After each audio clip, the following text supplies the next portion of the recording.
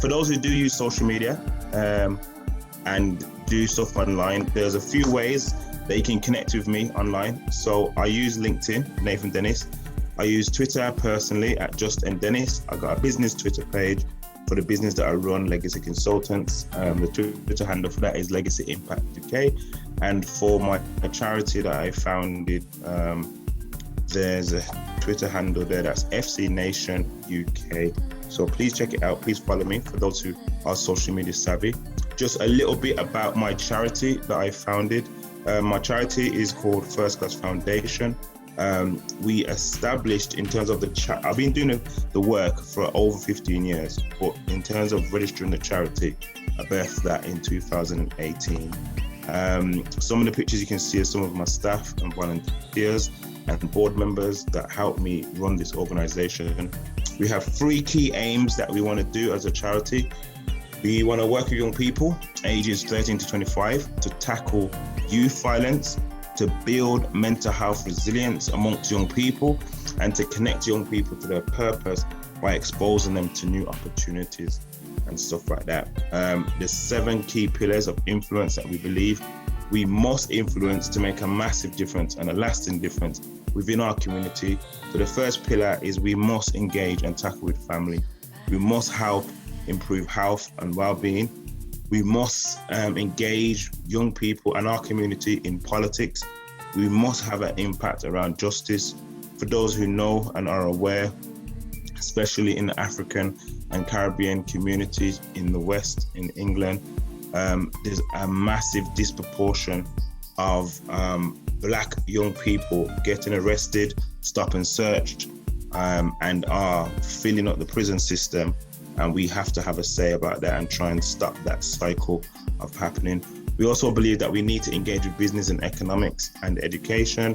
And finally, we have a passion around engaging with media, especially with new media around social media and stuff. And through tonight's presentation, I will give you a snapshot of some of the work that we do and how it actually looks. But let's get into the agenda. How do we improve and mental health resilience? One of the things that is just important for us to acknowledge is, what is it that the young person or young man could be dealing with? Here is a picture of different faces, different kind of cartoon faces. And it's so important that we identify when we're working with young people, what is it they are feeling on an emotional perspective? What is it that you're picking up, discerning, perceiving when engaging with young people in the spaces that you create to engage them, or when you go out and do community outreach? How is it that they're feeling? What is their facial expression? What is the emotion that they're sharing with you and engaging? That's the first thing. That's the first thing, to be able to be aware of how things in their life have impacted them. One of the things that we say as a methodology perspective, that it's so important that we get the balance right when we're engaging with young people. What do I mean by that? So, for instance, some people, when engaging with young people, they just try to engage them from an intellectual perspective, an education, academia perspective. But one of the things I think we have to consider doing is, as well as inspiring them, engaging with their intellect, that we have to engage with their heart. your emotions are, your feelings and thoughts, and combine them. So that means one of the things that we try and do is a thing called creating safe spaces, where we as the facilitators, as the people leading the sessions, are willing to share our heart, to share our experiences, to be vulnerable with the young people, to let them know that we have been through things, we have overcome things. That is one of the best things that you can do, is that when you look at engaging with young people from a perspective of not just your intellect. So let's just say, for instance, those who are on the call this evening are very academic and you have a lot of knowledge. But I believe in this saying, and this is a good, if you're taking notes this evening, this is a saying that I really love. People don't care how much you know until they know how much you care. Let me repeat again. People do not care how much you know until they know how much you care. It is my belief, through the experience of the work that I've been doing for a number of years, is that knowledge is one thing and knowledge is power.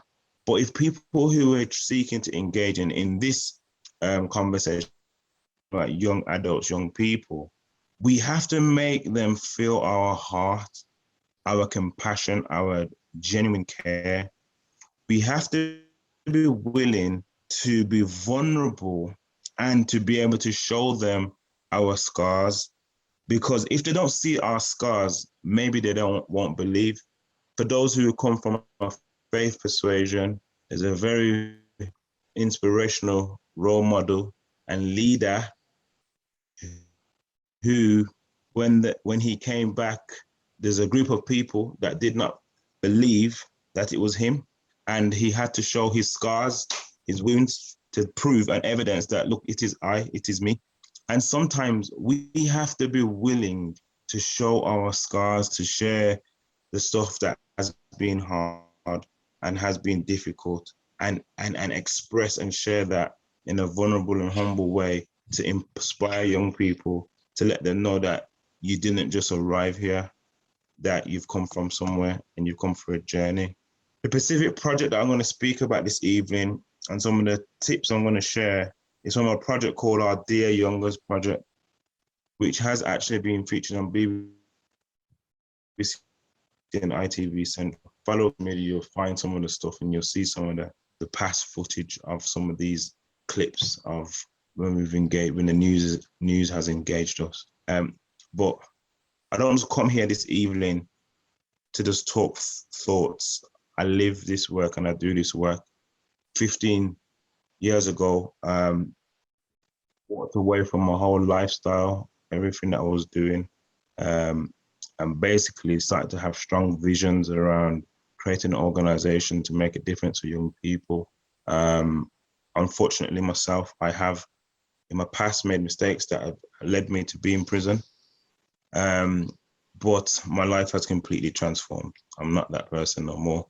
And I'm doing so much work at the moment. It's very, very humbling. It's very like, wow. And what I've realized on my journey is the more I talk about some of the mistakes or the tests or the mess, is that I've found that God has used my mess to be a message of hope to young people, and in particular with this project, young men, something that they can relate to. And that is so important for those who desire to engage with young people and projects, is that you have to find something that you can relate with. Just having the same skin color doesn't mean that you can relate. People relate through stories, through circumstances that you've gone through in life. Is these leaflets here are a series of leaflets that we did during lockdown, where we couldn't meet face to face, and we brought in different role models to speak to young people from different perspectives. So we had people who use fitness as a tool to change their life. We got people who got a car business, a fashion business, different people from different persuasions. A young man in the top middle fly. You can't see him, but he's standing there with his family, 20 independently evaluated by an organization based in London called the Center for Mental Health.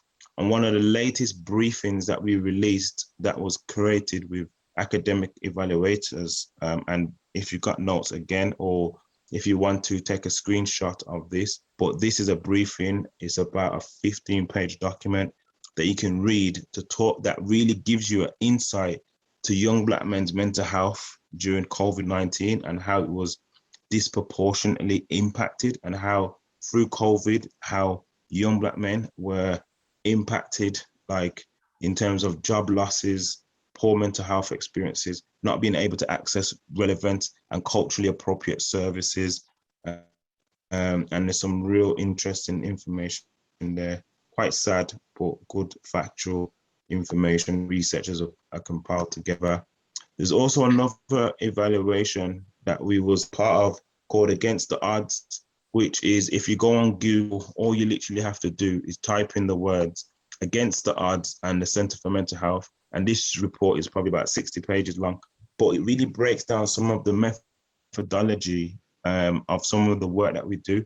And some of the key things that came out of this evaluation that was done over an 18-month period, where evaluation teams followed us and followed our project and came in and done interviews with our participants and done participation observation, which basically just means that they came to our sessions, sat in the sessions and took notes, said that some of the things that's making your project work is I'll just use a few just to give you a context, because it would take too long to give you all of them. But the key two was our ability to use relatable role models. So there's something that the evaluation team seen was that the fact that we looked like the participants we were trying to engage, the fact that many of the staff members had similar backgrounds or life experiences, meant that I had a different level of being able to engage with the target group. And then there was another thing that came out quite glowing in the evaluation around our ability to create psychologically and culturally informed spaces. So basically what that was from our perspective was, from a Caribbean perspective, where I, like my background, we was just literally putting on events or creating like counseling environments around circle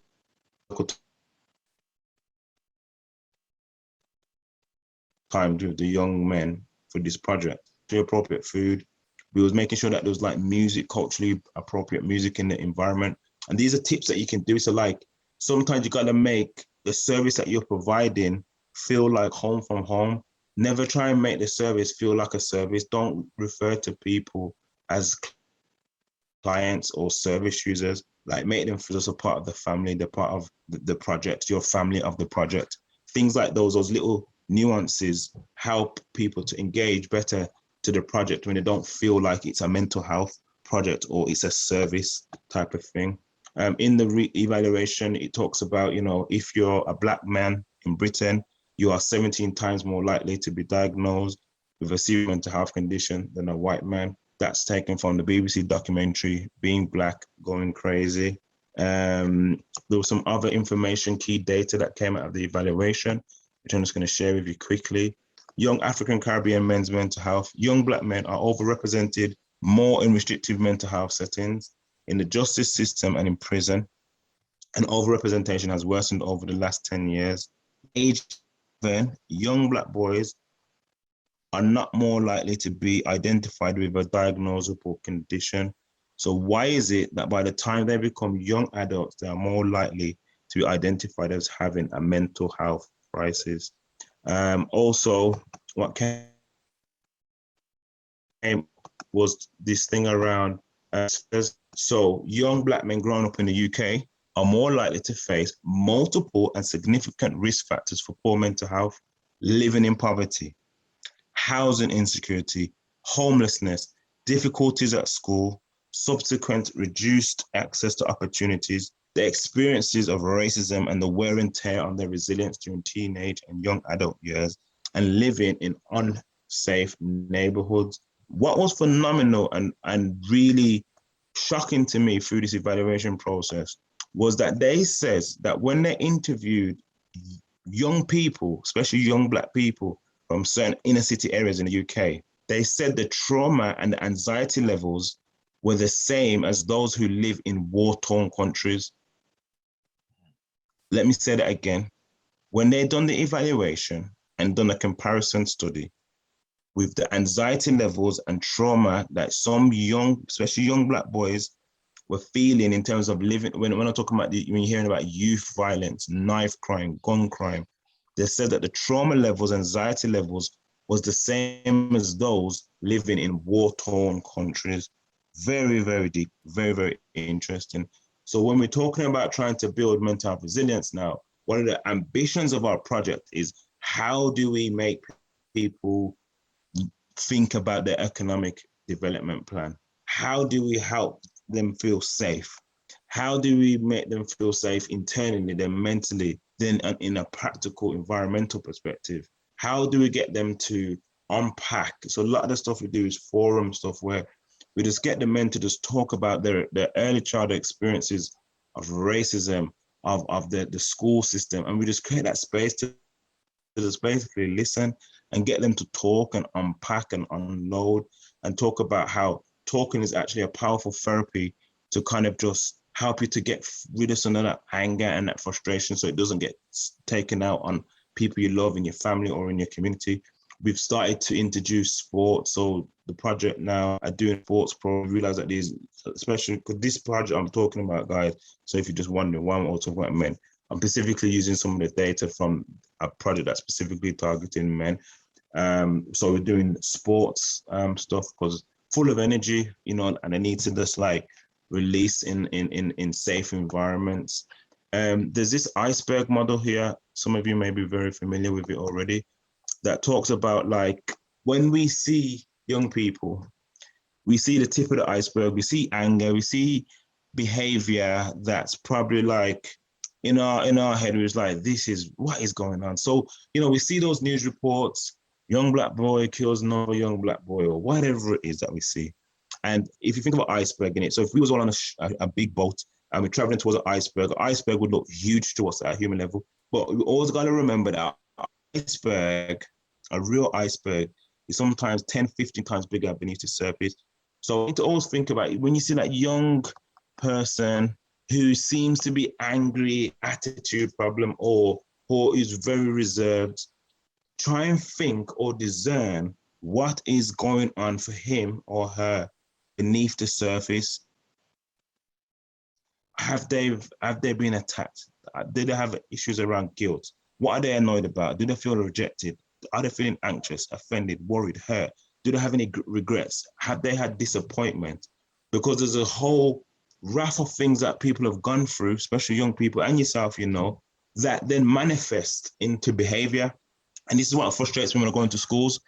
I think I shared this story at the speaking engagement that Tony invited me to recently. And I said, went into the school commissioned us to go in there to work with mainly Black students. And, you know, there was all put on, all of these students have bad behavior.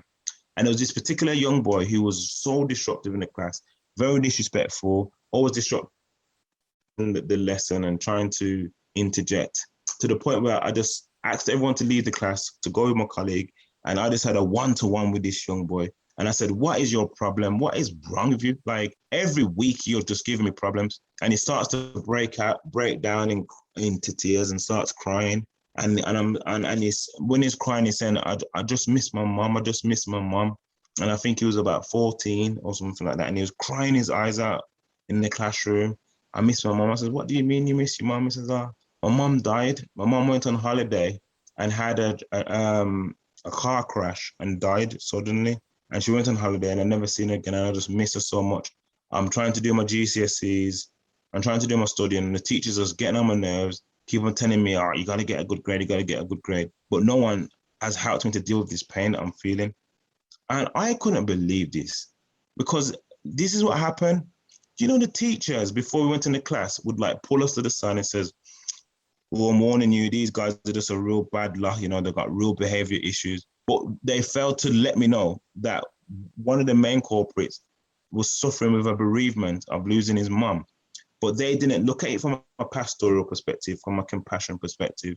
They just looked at his behavior and just writ him off as like a troublemaker. And these are the things that we're dealing with in this society, especially here in England. So I just want to put that into your thinking. For those who want to have said it already and use social media, please feel to follow us on Twitter, on Instagram at FC Nation UK. But what we're going to do with our project is it's all about how do we connect with this next generation. One of the key things to know, and I don't have all the time to go through, but I do have training where I talk about Generation Z, which is basically the first fully digital generation that basically are born with a tablet in their hand, are born with smartphone devices, are addicted to TikTok, Snapchat, and social media. They're from a different generation. And we have to understand this and understand how, all right then, how do we now engage with this generation that are so engrossed with social media and digital stuff? Just as a side thing, I'm not going to go into detail really because it's not relevant for this presentation, but I did want to show you this short clip. I'm not going to show you all of it because of time, but this is how some of the work looks on the harder end of the work that we do. Aaron, myself, his auntie, Jodie, the other auntie, and the kids, thank you all so much. You do not know how much we appreciate what you've done today. Everyone raise the hand for JT. Thank you. Simple as that. Thank you so much. Thank you. Rise them up, rise them up. Trust me. JT, a true brother. JT. Yeah, So man. everybody that's here, my name's Nathan. I've come to support the family. I work for an organisation based in Brum. I want everyone to do, like, get your fists and connect with someone right now that in this. I'm not going to go into all of it, but this is the sharper end of the work that we do when we're trying to deal with the emotion and the anger and the issues that some of our young people are dealing with. This was a prayer vigil that I helped to facilitate and speak at of a young boy who tragically was killed by two black boys and was shot in his face in the Birmingham area of Birmingham, UK, point blank with a shotgun on the way home from playing football. I show you this because this is like the most extreme end of this type of work, of like why it's so important that we find ways to help young people deal with whatever it is that they're going through, because they're taking their anger and pain and basically killing each other. And one of the things that's missing, for those who was able to see the footage, at this event in particular, there was probably like 3, 4,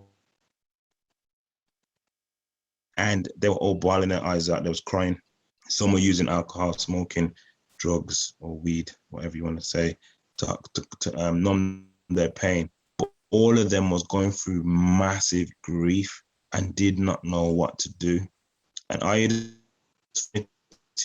we are missing these moments where we see the reports of these murders that happen, but we don't see the aftermath, the people, the community, the friends that are left devastated. And they need counseling. A lot of these young people, they're traumatized. And a lot of the times there's nobody there, there's no service, there's no project that's there. And these are what I would say are missed opportunities. I want to show you just a short clip of how when we're physically engaging with men in this specific project that I'm talking about, how it can look visually.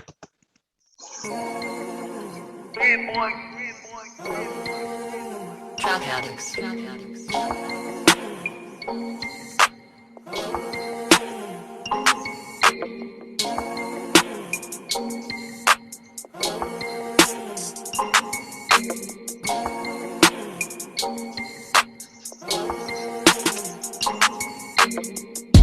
Today was so epic. The vision was just to get men to come together from the community to explore identity, brotherhood, manhood. I do feel very overwhelmed because it was very successful.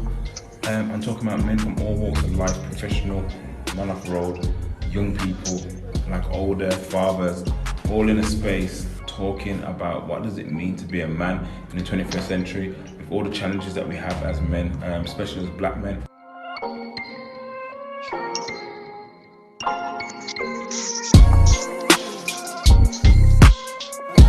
Have real talk and just keep it as like, you know what, I'm at an event where men from the community have come together to reason. Yeah, I'm telling you, you'll get more out of the event. So the key thing I want to say is that let's build an environment that's built on trust. I want you to flex a little bit and feel that energy, feel the power that you have.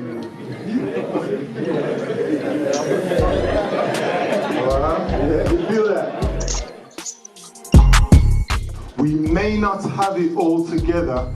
We may not have it all together, But together we have it all. but together we have it all.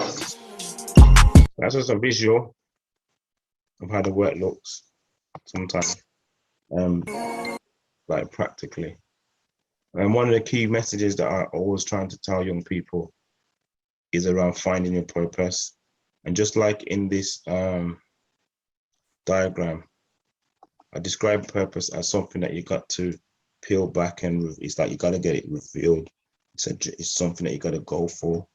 And I really try and encourage young people, based on my philosophy, that I believe that everyone has a God-given purpose.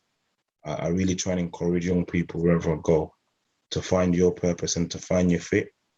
And my favorite quote is this one of my favorite quotes outside of biblical quotes, is the two most important days in your life are the day you are born and the day you find out why. I want to say it again. The two most important days in your life are the day you are born and the day you find out why. As everyone's been on this call this evening, I want you to really think about your purpose and the things that you need to do. And hopefully through just navigating and narrating some of my own journey, you'll be able to get some clues. And what we're going to do now is literally open the floor for questions so that you can, unpack some of the stuff that I've shared with you this evening. Thank you. Good evening, everyone. Good evening. Good evening. Hi, Nathan. Thank you so much for sharing. That was wow for just the few minutes that you've engaged us. So I'm a young person's teacher, children and teacher in church.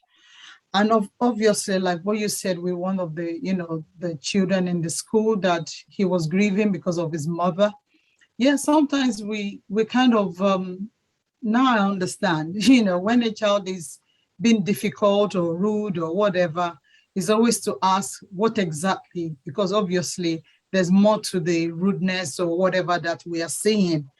So, but you mentioned something about family issues, that there's a lot of family issues that could be a trigger. So I'm just wondering, I know you did mention a few things about housing insecurity, poverty, and all of that, but practically, because so that we can, when we have parents come together, we can tell them that these are the triggers, these are the things, things that maybe parents don't take that they take for granted. Yeah, I think my perspective is, there's a slide that I showed, the brain and the heart. And I think sometimes, because of the backgrounds that many of us have come from, we can put a very big emphasis on education. And yes, education is very important, but so is emotional well-being important. So sometimes our young people are hurting, but because sometimes we are hard because of our life experiences, we don't create that kind of safe space for our young people to see us vulnerable first, and to know that then it's okay to be vulnerable and to shed a tear, to show emotions, to not know what to do. Because sometimes we are trying to always be the strong one and trying to be the faithful one. And I feel like one of the biggest problems is just not being just not being available emotionally. You know, we want them to do well in school, education, and don't bring shame to the family. But how much times in our own households do we just create environments and spaces? So one of the things my wife talks about is creating kitchen table talks. So when you're having a meal, that you have facilitated conversations where you can talk to each other, where you, if it means walking to the park together and just having some time out with no phones, no devices, no distractions. And sometimes, because a lot of us have come from challenging backgrounds from an economic perspective, a lot of the times we're trying to just do the basics. We're trying to keep the roof over our head, pay the bills, and that's our focus. And sometimes we get distracted to know that actually our children can be emotionally like poor because they're not receiving, even though you love them and you're providing the basics to them, are you telling them that you love them? Are you hugging them? Are you spending that quality time with them to make them feel safe? There's a thing called Maslow's hierarchy of needs, which you'll be familiar with. And some of the basic level stuff is around this word on one of the layers of the triangle, sense of belonging. It's hard for those who live in the UK, it's hard. It's nearly impossible to feel like you have a sense of belonging. You watch the telly, it's just full of white people. You look at all the people in the biggest jobs, white people, the executives at the boards, white people. So it's very hard to feel like I belong here because you don't really see yourself represented in the big positions and roles. So these are sometimes psychological barriers that can just add to the frustrations of our young people. And then the school system, you know, the staffing ratio from a cultural perspective, just don't understand cultural differences, don't understand cultural nuances. And obviously, like, we're a multicultural society. And sometimes, like, for instance, people just think that everyone Black or from Africa is Nigerian or Ghanaian, when there's how many different countries on the continent of Africa. If someone's Caribbean, that doesn't mean you're necessarily Jamaican. You could be from St. Kitts or Barbados, all different cultures from the Caribbean, but different cultures. And it's just so multi complex. But I think on a basic level, biblically, we get taught that that perfect love casts out fear. And I just think, have we been able to communicate our love language in the right way to reach our young people? Thank you so much. Thank you for that. Can I ask another question, or let someone else come in first? I think you should go ahead, please. Okay, sir. I do know that obviously when young people get upset and angry, eventually they move with the wrong people, get into trouble. And like you said, that you had to go to prison. So at what point were you from a Christian background? What changed? What was the changing factor? Is it from there, or when you came out, or how did it work? Yeah, no, prison didn't make a difference, to be honest, to me. What I think made a difference was the sense of, it didn't matter how much I was drinking, how much I was partying, how much I was womanizing. I just had this lack, like a void in my heart, and I didn't know what it was. I just couldn't feel peace. I couldn't feel satisfaction in anything I was doing. And I guess when I was exposed to the gospel message, and realized that God was real and that God loved me unconditionally, it done something to me that I just don't even understand it to this day. Like, it's just so hard, but that love is real. It's very tangible, you know. And then it's only when you start to read, you start to understand certain things on a better level.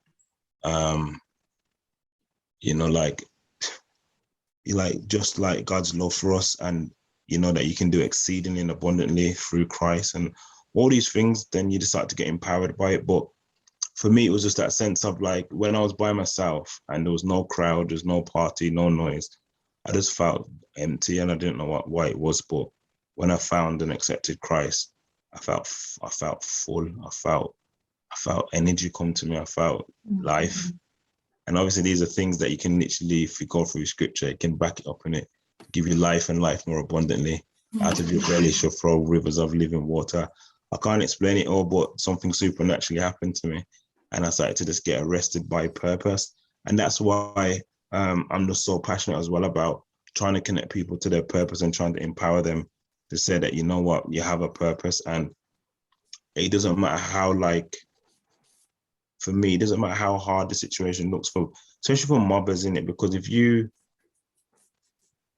could be parents here that, like, not your own children, but children in the family are bringing shame and disgrace to the family name. I was one of those young boys that, unfortunately, when I was a teenager, I brought police to my mom's house a number of times. I embarrassed her, man. But now she's seen the opposite, man. She's like, I'm making her proud. I've been married now 15 years, running my charity, running a business, 4 daughters, ordained just under a year ago by my church as a minister of the gospel. I've been baptizing people recently in Jesus' name. It's like, I don't even recognize myself. I look in the mirror, I'm like, who are you? I'm like, who are you? I'm definitely a child of God, because I can't do these things that I am doing. Like, it's impossible to have done it in my own strength. And I just want to encourage people that may be thinking that, why, I don't know what's gone, jumped on my child or jumped on my family member. But we do have power. Like, we have power to break the yoke, man. Like, we must not give up. I see a question here. How can one discover when a young person is going through? I think if I'm talking about using the word in a different way, resilience, but if you're saying, how do you know when someone's going through a mental health crisis? It manifests in different ways. They could start drinking, they could start smoking weed, they could start to have an attitude problem, they could become reserved and distant and really closed off. They could become quiet, they could be going through social anxiety where they don't go out no more, they don't want to come to parties or events or family gatherings. There's just different manifestations. But one of the things you can do in your own research is like type in, and Google's a massive help. Nowadays you can just type in Google and like type in signs of someone going through a mental health problem. Because all of us go through some kind of mental health, you know, it's like, if, you know, mental health is one of those taboo subjects for some reason still, but the harsh reality is like, you got a mind in it and sometimes it just gets hurt or it breaks and it needs time to recover. Just like sometimes our bones in our body break. But yeah, I hope that's helpful. And it's fast spent. Huge thanks to you, Nathan. Thanks very, very much for sharing this insight with us and for the interesting conversation we have had tonight. On behalf of all the participants, I want to say thanks and God bless. For everyone that has participated on behalf of Come Let Us Community Project, I say thank you very much indeed. This program is going to be on our website, which it will be there in the next few days. You can check comeletus.co.uk so that we can listen to it again and we are able to help our community.